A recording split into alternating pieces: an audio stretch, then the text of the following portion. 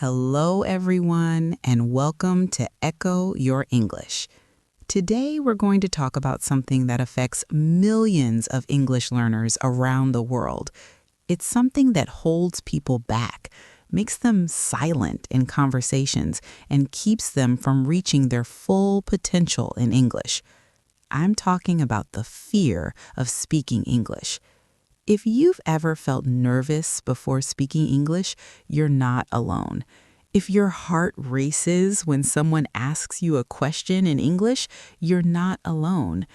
If you've stayed silent in English conversations even though you had something to say, you're definitely not alone.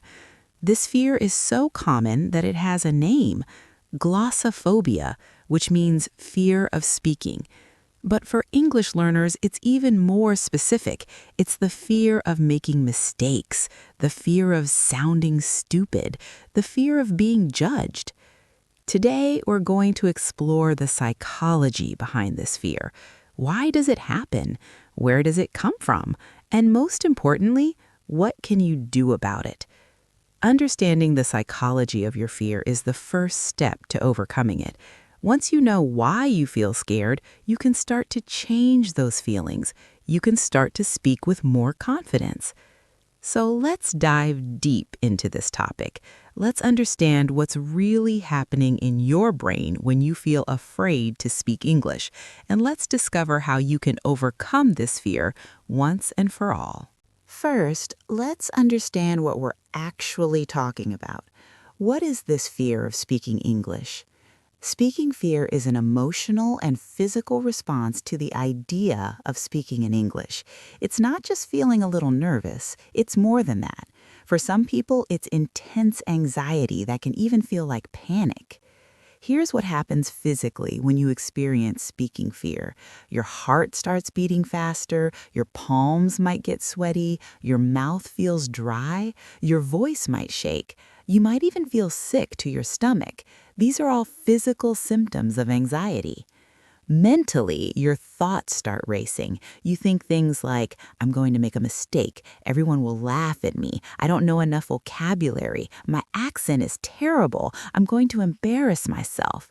These thoughts create more fear, and more fear creates more physical symptoms. It's a cycle that feeds itself. But here's what's important to understand. This fear is not about your English ability. Let me repeat that. Your fear of speaking English is not actually about how good or bad your English is. I've met English learners with excellent grammar and vocabulary who are terrified to speak, and I've met learners with basic English who speak confidently despite making mistakes. The difference isn't their English level. The difference is their psychology. Your fear lives in your mind, not in your English textbook. It's created by your thoughts, your beliefs, and your past experiences. And because it's psychological, you can change it. Think about this. You probably don't feel afraid when you speak your native language, right? Even if you sometimes forget words or make grammar mistakes in your native language, you don't panic. You don't feel that intense fear. So the fear isn't about language itself. It's about speaking in a language where you feel vulnerable, where you feel like you're being judged, where you feel like you might fail. Understanding this is crucial. Your English speaking fear is a psychological challenge, not a language challenge. Now let's explore where this fear comes from. What causes English speaking anxiety? There are several psychological factors at play. The first major cause is perfectionism. Many English learners are perfectionists. They believe they need to speak perfectly before they open their mouths. They want to use correct grammar, perfect pronunciation, and exact vocabulary every single time. But here's the problem. Perfection is impossible. Even native speakers make mistakes. Even native speakers say and Even native speakers forget words sometimes. But perfectionists can't accept this. They set impossible standards for themselves, and then they feel like failures when they can't meet those standards. This perfectionism often comes from school experiences. In many education systems, mistakes are punished. You get lower grades for errors, teachers mark your mistakes with red pen, you're taught that mistakes equal failure. So your brain learned to fear mistakes. And now, when you try to speak English, your brain remembers that fear. It tries to protect you by making you silent. If you don't speak, you can't make mistakes, right? The second major cause is fear of judgment. Humans are social creatures. We care deeply about what other people think of us. We want to be accepted, respected, and liked. When you speak English, especially as a non-native speaker, you feel vulnerable. You're doing something difficult in front of other people. You're exposing your limitations. And your brain worries, what if people judge me? What if they think I'm stupid? What if they laugh? This fear is especially strong if you've had negative experiences in the past. Maybe someone corrected you rudely. Maybe someone laughed at your accent. Maybe you made a mistake and felt embarrassed. These experiences create trauma in your brain. Your brain remembers that pain, and it tries to protect you from experiencing it again by making you afraid to speak. It's actually trying to help you, even though it's holding you back. The third cause is comparison. In today's world, it's easy to compare yourself to others. You see people on social media speaking perfect English. You hear advanced learners in your class speaking fluently. You watch YouTube videos of people teaching English with beautiful accents, and you compare yourself to them. You think, I'll never be that good. My English will never sound like theirs. Everyone else is better than me. This comparison creates feelings of inadequacy. You feel like you're not good enough, and these feelings create fear. The fourth cause is lack of practice. Fear grows in the absence of action. If you avoid speaking English because you're scared, you never build confidence. And without confidence, the fear gets stronger. It's a vicious cycle. You're afraid, so you don't speak. Because you don't speak, you don't improve. Because you don't improve, you become more afraid. Understanding these root causes helps you see that your fear is not about being bad at English. It's about psychological patterns that can be changed. Let's talk about what's actually happening in your brain when you feel afraid to speak English. Understanding the science can help you overcome the fear. When you face a situation that your brain perceives as threatening, like speaking English in front of others, a part of your brain called the amygdala activates. The amygdala is responsible for processing emotions, especially fear. When the amygdala activates, it triggers your body's fight or flight response. This is an ancient survival mechanism. Thousands of years ago, this response helped humans survive dangerous situations, like encountering wild animals. But here's the thing. Your amygdala can't tell the difference between a real physical threat and a perceived social threat. When you're about to speak English, your brain might react the same way it would if you were facing a dangerous animal. This is why your heart races, your palms sweat, and your body feels tense. Your brain is preparing you to either fight the threat or run away from it. Of course, you can't run away from an English conversation, so you freeze instead. Another important part of the brain involved in speaking fear is the prefrontal cortex. This is the part that handles complex thinking, planning, and decision-making. When you're calm, your prefrontal cortex works well. You can think clearly, remember vocabulary, and construct sentences. But when your amygdala activates and fear takes over, your prefrontal cortex doesn't work as well. This is why when you're nervous, you suddenly forget words you know. You can't think clearly, your mind goes blank. It's not that you don't know the English, it's that fear is blocking your access to that knowledge.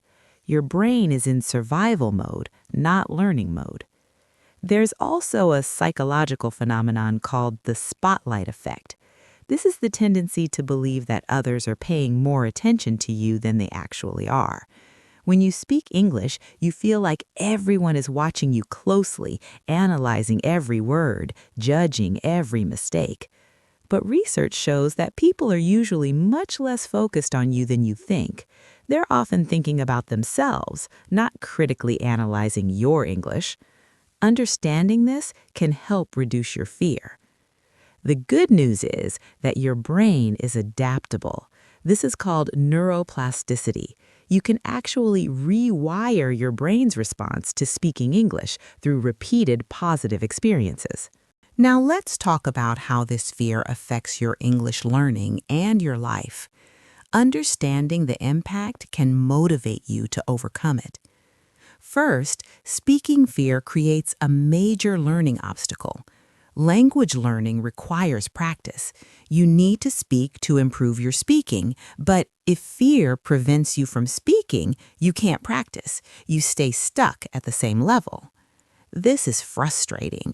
You might spend hours studying grammar, memorizing vocabulary, and doing exercises, but when it's time to actually speak, fear stops you. All that study time doesn't translate into real communication skills. Second, speaking fear limits opportunities. Maybe there's a job you want, but it requires English interviews.